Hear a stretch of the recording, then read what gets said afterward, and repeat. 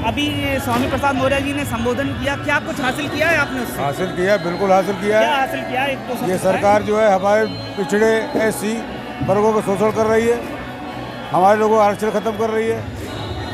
वकील साहब, अब तो वकीलों को भी सड़कों पर आना पड़ रहा है ईवीएम के लिए, कितना उम्मीद है आपको ईवीएम हटाने के लिए? बिल्कुल जन आंदोलन होगा और ईवीएम को हटाना पड़ेगा। इस समय स्थिति तानाशाही की है और सरकार तानाशाही रवैया है जनता के प्रति। अब मेरे साथ जुड़ रहे हैं एटा के पूर्व चेयरमैन ज़हीर साहब। ज़हीर साहब, बहुत बहुत स्वागत है। आज आप आए थे प्रोग्राम में, जन जागरूकता सम्मेलन था।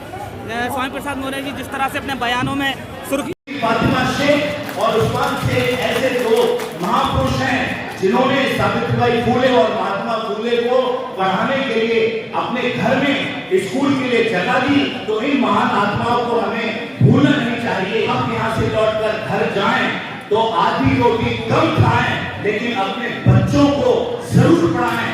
इसी दिन को अगर हम साकार करना चाहते हैं तो हमें शिक्षित होना होगा और तार्किक एजुकेशन लेनी होगी, साइंटिफिक एजुकेशन लेनी होगी और सबसे बड़ी चीज हमें अंग्रेजी तालीम भी लेनी होगी, अंग्रेजी शिक्षा भी लेनी होगी, तभी जाकर हम लोगों का भला हो सकता है, अन्यथा भला नहीं हो सकता। बहुत बहुत धन्यवाद। नमस्कार, आदाब दोस्तों, A to Z India news में स्वागत है आप सभी का।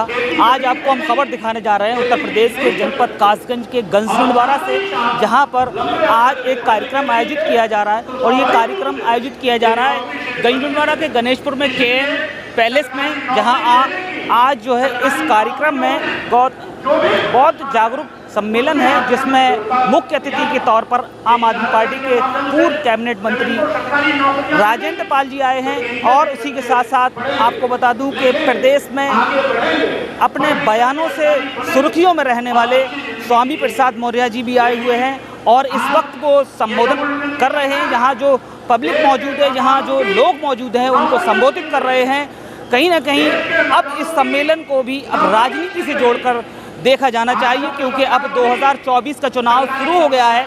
साथ ही वो हर मुद्दे को उठाने की कोशिश कर रहे हैं। हर मुद्दे पर जो जागरूकता सम्मेलन में लोग आए हुए हैं, उन सभी तक वो मैसेज देना चाहते हैं, वो संदेश देना चाहते हैं, जिससे कि 2024 का चुनाव कहीं ना कहीं अब इस राजनीतिक परिप्रेक्ष्य में कहीं ना कहीं अपने आप में अब भूमिका निभाने वाला है। तो ये गंजडुंडवारा की सरजमी से ये इस तरह का संदेश है और बौद्ध सम्मेलन के जरिए ये संदेश दिए जाने की कोशिश की जा रही है।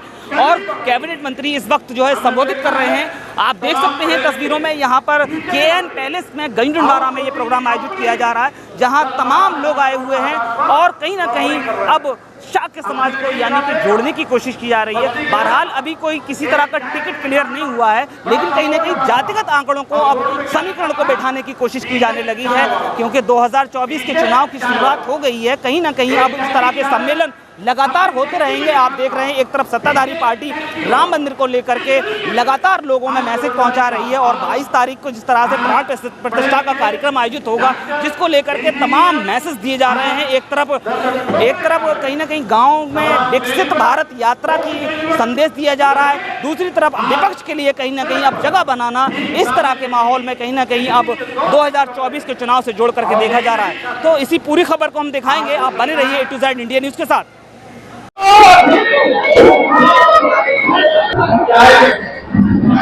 आपका जन जागरूकता सम्मेलन में आज आना हुआ है, जिस तरह से आपने बयान दिया था, जिस तरह से वो समुदाय को सत्ताधारी पार्टी काम कर रही है, आप कह रहे हैं देश गड्ढे में जा रहा है, इस तरह खतरे में देश। देखिए, देश इस तरह खतरे में है कि देश आगे बढ़ना तब शुरू हुआ जब सबके लिए पढ़ाई के रास्ते खुल गए, जब सबके लिए नौकरी में आने के रास्ते खुल गए।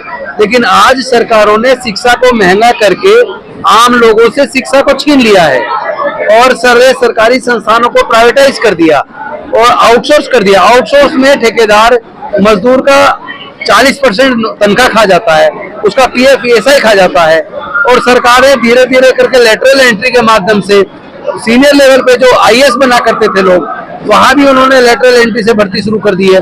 तो इस तरीके से उनकी हकमारी हो रही है। तो आगे बढ़ने का जो रास्ता खुला था वो शिक्षा से और नौकरी से खुला था।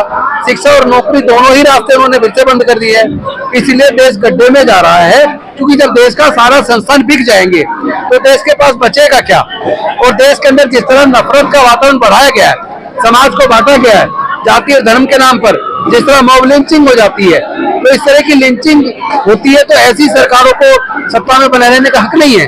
और जनता जब उन्हें हराना चाहती है तो वो ईवीएम से जीतते हैं। आपको पता होगा सुप्रीम माननीय सर्वोच्च न्यायालय ने ये व्यवस्था की थी कि इलेक्शन कमीशन का चयन करने के लिए 3 सदस्य कमेटी होगी, जिसका एक सदस्य देश के प्रधानमंत्री होंगे, एक लीडर ऑफ अपोजिशन होंगे और तीसरे मुख्य न्यायाधीश होंगे।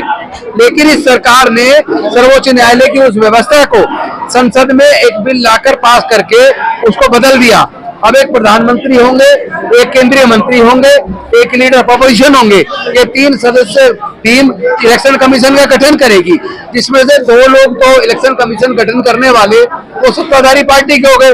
तो फिर निष्पक्ष चुनाव की उम्मीद ऐसे इलेक्शन कमीशन से कैसे करें, जिसको चुनने में मुख्य भूमिका एक पार्टी के बड़े 2 नेताओं की हो गई। तो इस तरह से देश गड्ढे की तरफ जा रहा है, क्योंकि देश का सब कुछ धीरे बिक गया है। सरकार पेंशन से लेकर के तमाम स्वास्थ्य, शिक्षा, तमाम चीजों का इंतजाम कर रही है। कहाँ पे कर रही है, किसको मिल रहा है, कहाँ कर रही है शिक्षा? आप कभी शिक्षा का आंकड़ा पढ़ा है आपने? 2.25 लाख सरकारी स्कूल बंद हो गए पिछले 15 साल में। सूचना के अधिकार से सरकार ने खुद सूचना दी है। तो 2.25 लाख सरकारी स्कूल बंद होने का मतलब क्या है? संख्या बढ़ रही है, घट रही है? जब देश की जनसंख्या बढ़ रही है तो स्कूल और ज्यादा खुलने चाहिए थे, लेकिन स्कूल बंद हो रहे हैं। और न्यू एजुकेशन पॉलिसी में मर्जर पॉलिसी लेके आई है सरकार, जिसमें कई सरकारी स्कूल जिसमें 3,500 से कम बच्चे हैं, ऐसे 3-3, 4-4 स्कूलों को मर्ज करके एक स्कूल बना रही है। एक तरफ सरकारों ने पॉलिसी बनाई थी गांव तक स्कूल पहुंचाने की, और एक आज की सरकार है जो गांव से स्कूल छीनकर 3-3, 4-4 स्कूलों को मर्ज करके एक स्कूल बना रही है। तो फिर से स्कूल, दूर के स्कूल की वजह से बच्चे जाएंगे नहीं, तो बच्चे जब पढ़ाई से वंचित हो जाएंगे, ज्ञान से वंचित हो जाएंगे, तो देश का तरक्की कहाँ से होगी? जब तक देश में रहने वाले सभी जाति धर्म के लोग एक साथ सामूहिक रूप से पढ़ाई में आगे नहीं जाएंगे, तब तक देश निश्चित तौर पर पीछे जाएगा। देश कुपोषण के मामले में देख लीजिए कितना बुरा हाल है देश का। देश की अर्थव्यवस्था के मामले में देख लीजिए कितना बुरा हाल है। मोदी जी कहते थे जब हम सत्ता में आएंगे तो हम इनकम टैक्स की जो सरकारी नौकरी में उनको अलग से रिवार्ड देंगे, काला धन वापस लाएंगे। काला धन वापस तो नहीं आया। और दूसरा नोटबंदी करके बहुत सारे संस्थान एकदम बर्बाद हो गए, बहुत सारे व्यापारी तबाह हो गए। नोटबंदी से फायदा क्या हुआ उसका एक फायदा नहीं बता पाए।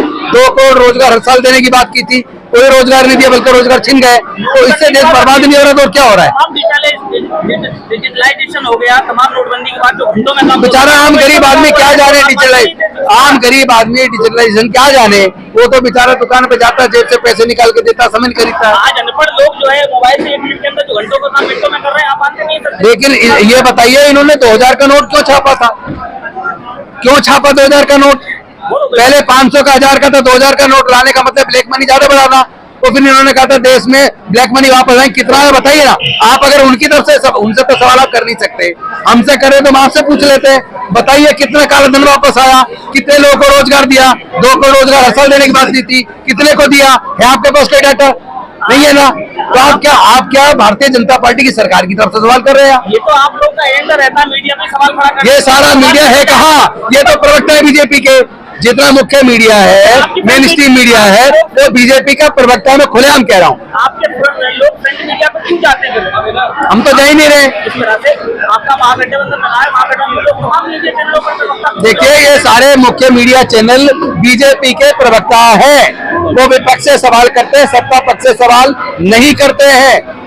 जब से मोदी जी की सरकार आई है उससे पहले देश के प्रधानमंत्री प्रेस कॉन्फ्रेंस किया करते थे। इन प्रधानमंत्री जी ने आज तक एक भी प्रेस कॉन्फ्रेंस क्यों नहीं की? इसका जवाब पूछिए आप। देखिए ये सम्मेलन जो समाज के लोगों ने किया है, ये देश की प्रथम शिक्षिका माता सावित्रीबाई फूले जी और फातिमा शेख जी की जयंती के उपलक्ष्य में किया है।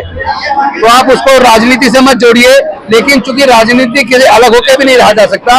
आप राजनीतिक सवाल करेंगे तो राजनीतिक जवाब तो दिया जाएगा। 2024 की लड़ाई कैसे लड़ाएंगे? क्योंकि सुप्रीम कोर्ट के वकील जो हैं आंदोलन कर रहे हैं, क्या इंडिया गठबंधन भी आंदोलन करेगा?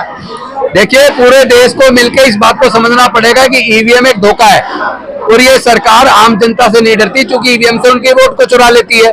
आपने भी पिछले दिनों वो वीडियो देखा होगा सोशल मीडिया पे कि वो वोट डाल के दिखा रहे हैं, केले पे वोट डाला, पहला वोट, दूसरा वोट भी केले पे डाला, लेकिन जब बॉक्स खोला तो एक वोट केले पे निकला और एक वोट उस पे निकला, जबकि जब लाइट जली थी तो दोनों केला दिखाया था। लेकिन जब बैलेट बॉक्स खोल के देखा तो जो पर्ची अंदर निकली एक सेब के ऊपर निकली। इसका मतलब जो दिखाया जा रहा है वो कुछ और है और जो मशीन के अंदर हो रहा है वो कुछ और है। अगर यहाँ नीचे जमीन पे बैठे हुए अगर जमीन पे बैठे चंद्रयान को कंट्रोल किया जा सकता है, मंगलयान को किया जा सकता है, तो फिर ईवीएम कौन सी ऐसी चीज है? आजकल तो आर्टिफिशियल इंटेलिजेंस से वो आपकी आवाज में फर्जी इंटरव्यू भी ले लेते हैं, तो फिर क्या संभव नहीं है? आपने सर अभी बयान दिया था संविधान पर, जिस तरह से कल 20 मानों का फैसला आया है तो संविधान तो अभी काम कर रहा है ना सर, आप मानते हैं? वो फैसला माननीय सर्वोच्च न्यायालय का है, तो न्यायपालिका में तो हम लोगों की आस्था है ही। हम तो मानते हैं कि न्यायपालिका सशक्त होनी चाहिए, न्यायपालिका को निष्पक्ष काम करने की पूरी अवसर मिलनी चाहिए। और जिस तरीके से आज सरकार तानाशाही रास्ते पर चल रही है, लोकतांत्रिक मूल्यों को कुचल रही है, देश को बेचने का पाप कर रही है, नौजवानों को बेरोजगार बना रही है, महंगाई पर कोई नियंत्रण सरकार का नहीं रह गया, किसानों के साथ वादा खिलाफी कर रही है, दूना लाभ लाने का वादा करने वाली सरकार आज तक दूना लाभ को नहीं दिला पाई। अलबत्ते आज जब किसानों का उत्पाद होता है तो सरकारी क्रकेन नजारा उड़ाते हैं, बिचौलियों के माध्यम से मजबूरी में किसानों को अपना उत्पाद बेचना पड़ता है। छुट्टा जानवरों का आतंक अलग से है। हमने तो देखा मैनपुरी एटा इटावा में रात में लोग अपनी खेत को ताकते नजर आते हैं।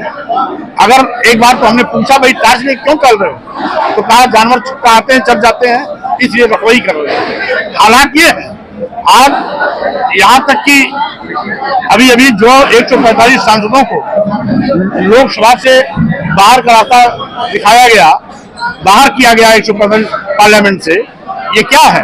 ये लोकतंत्र को कुचलने की बात नहीं तो आखिर है क्या?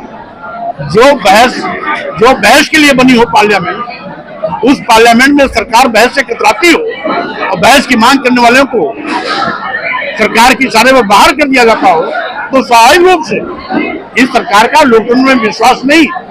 यही कारण है कि आज तानाशाही रवैये से सब कुछ मनमाने तौर तरीके से सरकार अपने प्रभाव में लेके काम कर रही है। अगर भारतीय जनता पार्टी इतनी काबिल थी तो माननीय अटल बिहारी वाजपेयी जी बहुत बड़े नेता थे, 3 बार प्रधानमंत्री थे, उसमें राम मंदिर क्यों नहीं बना? इसका मतलब है राम मंदिर माननीय सर्वोच्च न्यायालय के आदेश से बन रहा है, न कि भाजपा के प्रयास। अच्छा, लास्ट सवाल है कि राम मंदिर बन रहा है 22 तारीख को निर्माण कर रहे, तो क्या स्वामी प्रसाद मौर्य क्या विचार रखते हैं मंदिर पे और क्या जाएंगे वहां? देखिए, कुल मिलाकर के भारतीय जनता पार्टी के किसी भी आयोजन में स्वामी प्रसाद मौर्य नहीं जाएंगे। ये भारतीय जनता पार्टी का आयोजन है, रामलला मंदिर का आयोजन नहीं है, क्योंकि रामलला जहां पर थे इस मंदिर से 3 किलोमीटर दूर है, आज भी रामलला वहीं पर है। तो ये तो भारतीय जनता पार्टी का कार्यक्रम है और यही कारण है कि कौन जाएगा कौन नहीं जाएगा ये भी सूची तैयार भारतीय जनता पार्टी के लोग कर रहे हैं। जो नाम है ट्रस्ट के राष्ट्रीय अध्यक्ष चंपत राय जी का, लेकिन सूची सही माने में तैयार कर रही भारतीय जनता पार्टी। तो भारतीय जनता पार्टी जो सूची तैयार कर रही है तो फिर स्वामी प्रसाद मौर्य का नाम कहाँ रहेगा? एक सवाल लास्ट करना चाहूंगा, क्या 2024 के चुनाव में वोट जो करेंगे विकास पर वोट करेंगे या धर्म पर वोट करेंगे, किस तरफ जाने की? देखिए, कमजोर लोग धर्म का सहारा लेते हैं। आज सरकार सभी मुद्दों पर फेल है, बड़े पैमाने पर बेरोजगारी बढ़ी है, करोड़ों नौजवान बेरोजगारी का दंड झेल रहे हैं, महंगाई की मार से जनता की कमर टूट गई है, किसान ठगा गया है, किसानों पर छुट्टा जानवरों का आतंक अलग से कहर बन के टूटा है, व्यापारियों पर भी पहले जीएसटी से शोषण हुआ, अब जीएसटी से संबंधित सारे मामले ईडी को सौंप कर ग्रामीण क्षेत्र के व्यापारियों के भी कमर तोड़ने की तैयारी है। आज देश बेचा जा रहा है, सारे बंदरगाह बेच दिए गए, एयरपोर्ट बेच दिया गया, एयर इंडिया बेच दिया गया, सारे ट्रेनें सारे स्टेशन बेच दिए गए और कई दर्जन ट्रेनें बेच दी गई, LIC जैसी बड़ी संस्था बेच दी गई। इसलिए देश खतरे में है, संविधान की धज्जियां उड़ाई जा रही है, अनुसूचित जात अनुसूचित जनजात और पिछड़ों का आरक्षण खत्म किया जा रहा है, वहीं पर लोकतंत्र को कमजोर किया जा रहा है। लोकतंत्र की आवाज को कुचलने के लिए सरकार आज ईडी CBI इनकम टैक्स का दुरुपयोग कर रही है। इसलिए ये सरकार की असफलताओं को लेकर हम जनता के बीच जाएंगे और 2024 में भाजपा की विदाई जरूर करेंगे। 24 में के स्वामी प्रसाद मौर्य एटा से जो है चुनाव लाएंगे, मांग चल रही है, एटा से मांग चल रही है आपकी,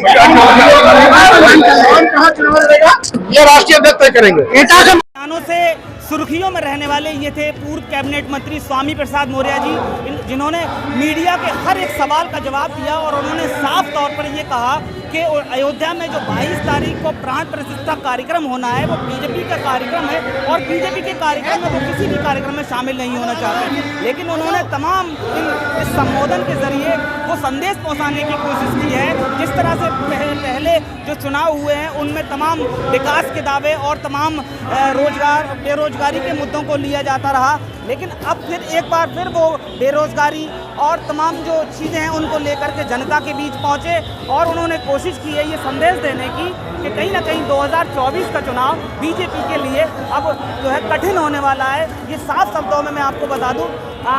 क्या नाम है आपका? सुरेश चंद्र। कहाँ से आए हैं? अलीगंज से। अलीगंज से आप आए थे, क्यों आए थे? यहाँ जयंती मनाने के लिए, जन्मदिन।